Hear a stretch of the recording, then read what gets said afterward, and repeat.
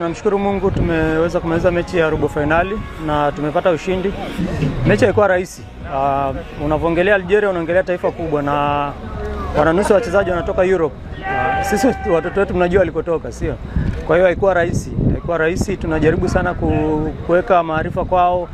Wanapambana. Tunaishukuru pia Federation kwa maandalizi mazuri waliotupa, hasa kwa kuchukua watoto kutoka mapema na kukaa nao muda mrefu kwenye programs. Kwa hiyo nafikiri ni kitu kikubwa ambacho matokeo yake kama tulivyosema mwanzoni, tukiendelea kusupport hiyo program na kuendelea kushikilia, nafikiri tutaweza kufikisha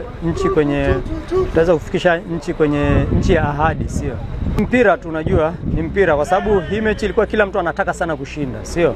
Ukitaka sana kushinda maana yake nyuma panakuwa hapajakaa vizuri, kwa sababu na commit watu wengi kwenye ushambuliaji. Uliona mechi ya PSG na Bayern Munich, sio?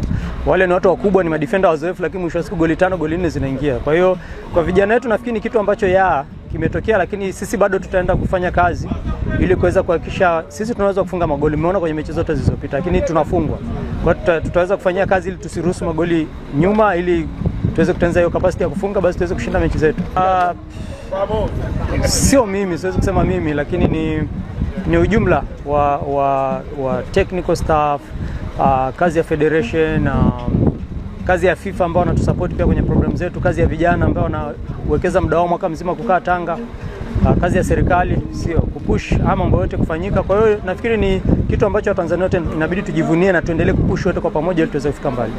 Nusu finali ni ngumu zaidi kwa sababu pressure inaongezeka ya mechi na kila mtu anakuwa amefika hatua moja kuliona kombe. Sio ukifika hatua moja kuliona kombe you go crazy. Kwa hiyo na sisi tutaenda crazy, najua watakuja crazy. Kwa hiyo sisi tunawakaribisha, itakuwa show.